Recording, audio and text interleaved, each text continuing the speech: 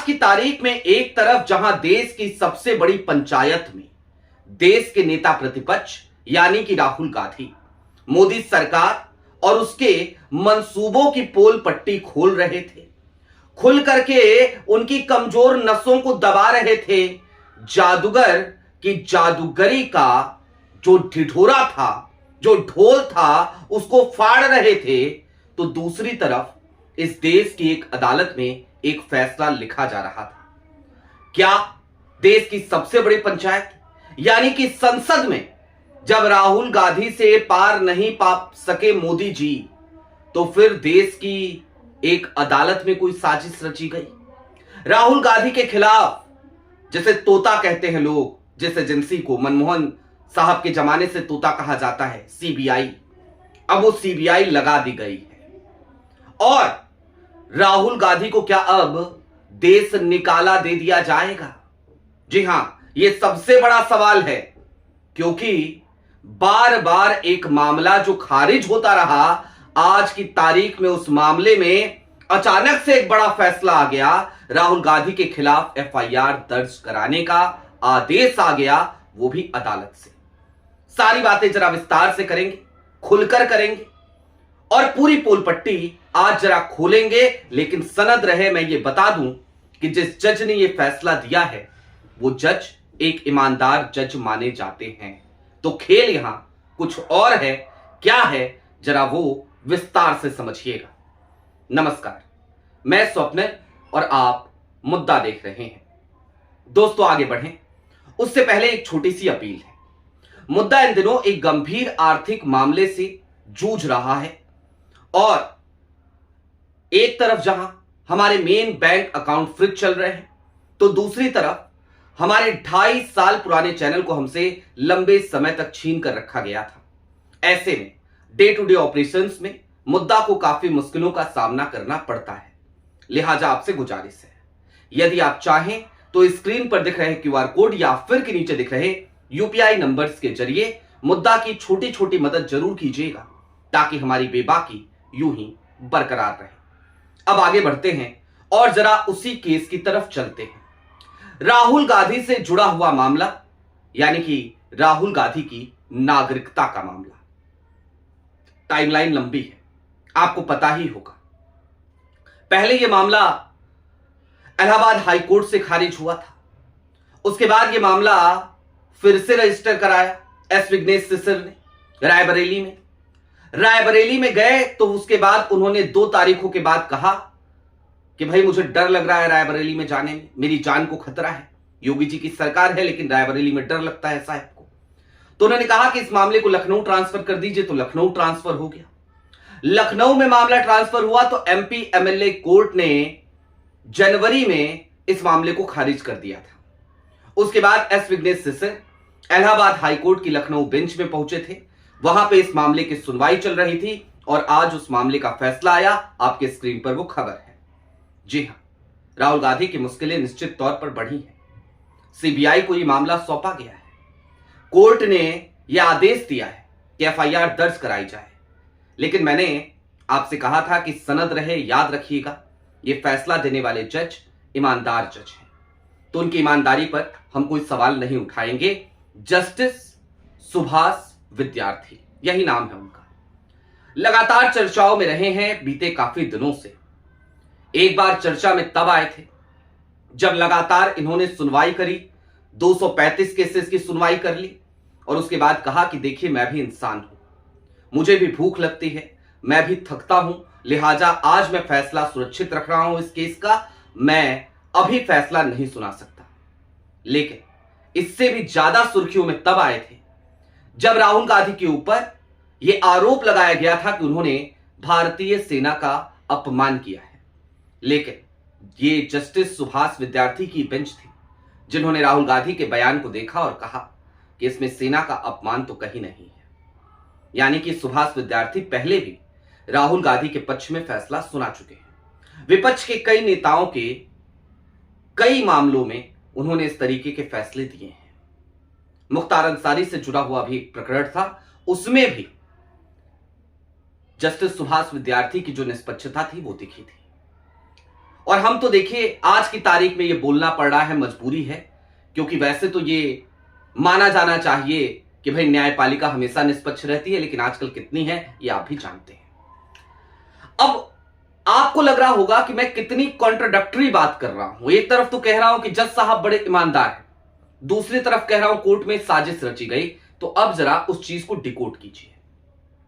दरअसल MP MLA court में जब यह मामला था और वहां पे जब खारिज हुआ था, तो एमपी एमएलए कोर्ट ने कहा था कि ना तो हाई कोर्ट से कोई आदेश आया है, ना तो सुप्रीम कोर्ट से कोई आदेश आया है। दूसरा, उन्होंने कहा कोई नए तथ्य आप दे नहीं रहे हैं, कोई नए सबूत आप दे नहीं रहे हैं, लिहाजा हम इस मामले को खारिज करते हैं, हम इस याचिका को सुने जाने योग्य नहीं समझते। एस विघ्नेश शिशिर जब इलाहाबाद हाईकोर्ट गए तो इस बार इलाहाबाद हाईकोर्ट की लखनऊ बेंच ने केंद्र सरकार से कहा, गृह मंत्री जी से कहा, गृह मंत्रालय से कहा कि भाई अब आप आइए, दस्तावेज लेकर के आइए और आप ही बताइए। तो गृह मंत्रालय पहुंचा, सरकारी वकील ने कहा जज साहब से कि साहब जो डॉक्यूमेंट है ना बड़े कॉन्फिडेंशियल है, लिहाजा हम चाहते हैं कि इस मामले की सुनवाई बंद कमरे में हो। तो बंद कमरे में इस मामले की सुनवाई हुई। अब बंद कमरे में मामले की सुनवाई हुई तो अंदर क्या क्या हुआ ये तो भाई भगवान ही जाने, राम ही जाने, ना आप मौजूद, ना मैं मौजूद, ना कोई और मौजूद। वहां पे डॉक्यूमेंट जज साहब के सामने कुछ दिखाए गए और उन्हीं डॉक्यूमेंट्स के आधार पर प्राइमा फेसिया राहुल गांधी के खिलाफ एफआईआर दर्ज करके सीबीआई को जांच करने का आदेश आज की तारीख में जस्टिस सुभाष विद्यार्थी ने दिया है। लेकिन क्या ये राहुल गांधी की नागरिकता का जो मामला है, ये राहुल गांधी को घुसपैठिया करार दे देगा क्या? क्या इस मामले के बाद अब केंद्र सरकार की एजेंसी सीबीआई वो राहुल गांधी को देश निकाला दिलवा देगी क्या? इस सवाल को जरा समझिए। दरअसल मैं बार बार कहता हूं कि कुछ मामलों को लगातार च्युइंगम की तरह खींचने की एक प्रक्रिया इस देश में चल रही है, जो राहुल गांधी से जुड़े हुए मामले हैं। मानहानि का मामला भी इसी तरह चलता है, नेशनल हेराल्ड इसी तरह चलता है। मानहानि तो इतनी सारी है कि पूछिए मत। सुल्तानपुर में अमित शाह मानहानि मामला, सावरकर मानहानि मामले के 3-3, 4-4 केसेस चल रहे हैं राहुल के ऊपर। भगवान श्री राम की मानहानि का मामला, सेना की मानहानि का मामला, स्टेट से हमारी लड़ाई है, इस मामले पर मुकदमा, और इन सबको च्युइंगम की तरह खींचा जा रहा है। राहुल कहते हैं कि मेडल है, लेकिन अब होने क्या वाला है और हो क्यों रहा है जरा वो समझिए। जाहिर सी बात है सीबीआई जांच करेगी, जाहिर सी बात है एफआईआर भी दर्ज होगी, जाहिर सी बात है राहुल गांधी को अब सीबीआई बुलाएगी भी, पूछताछ के लिए राहुल जाएंगे भी। पहले भी जाते रहे हैं, ईडी बुलाया करती थी, जाते थे, बैठते थे, और उसके बाद जब सारी बातें हो जाती थी तो खूब छकाते थे राहुल गांधी, अपना एक एक स्टेटमेंट फिर से सही कराते थे, करेक्शन कराते थे उसमें। तो सीबीआई बुलाएगी तो सीबीआई के सामने भी जाएंगे, पसंदीदा एजेंसी तो ईडी है। खैर, अब जो डॉक्यूमेंट सौंपे गए हैं, क्या वाकई में राहुल गांधी के खिलाफ ऐसे डॉक्यूमेंट उपलब्ध हैं क्या? जवाब है ऐसे ही उम्मीद नहीं है। और क्यों नहीं है? क्योंकि अगर होता ऐसा कुछ तो यह मामला तो अदालत में ही निपट गया होता, राहुल गांधी की नागरिकता तो वहीं से खत्म करवा दी जाती। ये बार बार एफआईआर दर्ज कराने का आदेश दे दिया जाए सिर्फ इसलिए एस विघ्नेश शिशिर बार बार जाकर के हाई कोर्ट के और निचली अदालतों के चक्कर नहीं काट रहे होते। यानी कि दस्तावेज नहीं है, सबूत नहीं है। अरे जिसकी पीढ़ियां इस देश में रही, जिसके परनाना इस देश के पहले प्रधानमंत्री रहे, उनके वंशज पर इस तरीके के आरोप, जिसके घर ने इस देश में कुर्बानियां दी, शहादतें दी, उसके ऊपर इस तरीके के आरोप, जिस परिवार के एक पुरोधा के विजन पर इस देश की नींव रखी गई, उस परिवार के एक लड़के पर इस तरीके के आरोप, क्या शर्म नहीं आती?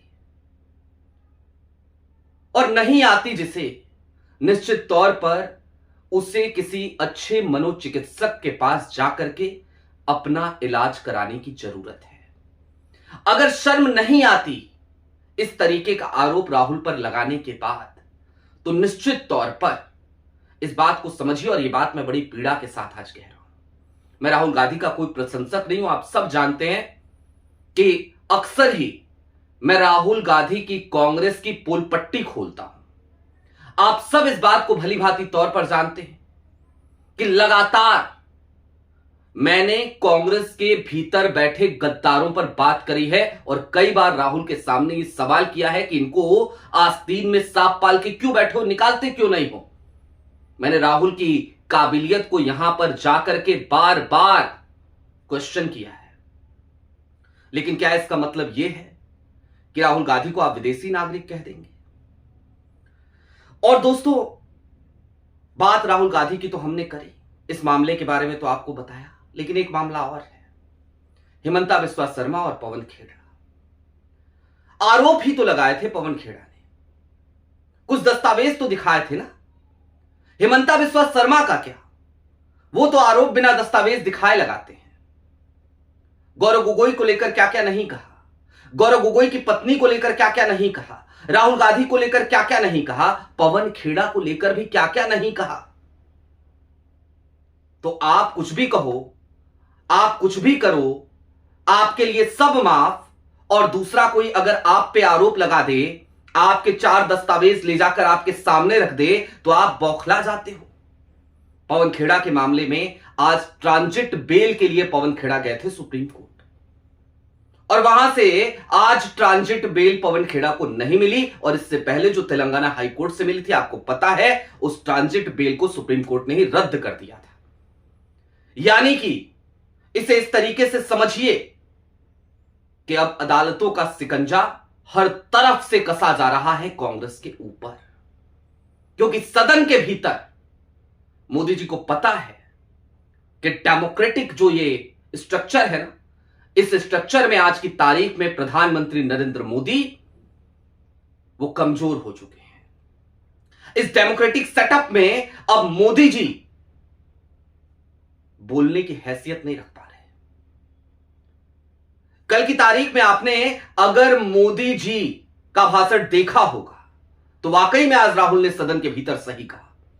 कम्युनिकेट नहीं कर पा रहे थे, बात नहीं कर पा रहे थे, चीजों को कनेक्ट नहीं कर पा रहे थे, और मोदी जी की जो एनर्जी होती है ना, जो ऊर्जा होती है बोलने की, वो ऊर्जा नजर नहीं आ रही थी।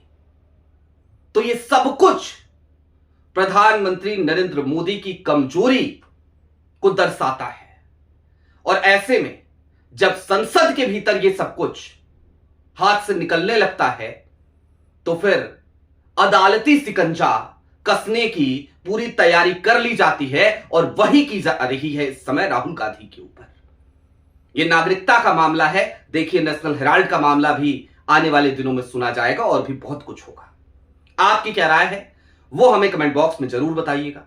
अभी के लिए दीजिए इजाजत। चलते चलते फिर वही अपील, चैनल पर नए हो तो सब्सक्राइब करते हुए जाइएगा, सक्षम हो तो मुद्दा की छोटी छोटी मदद जरूर कीजिएगा, ताकि हमारी बेबाकी यूं ही बरकरार रहे। बहुत शुक्रिया।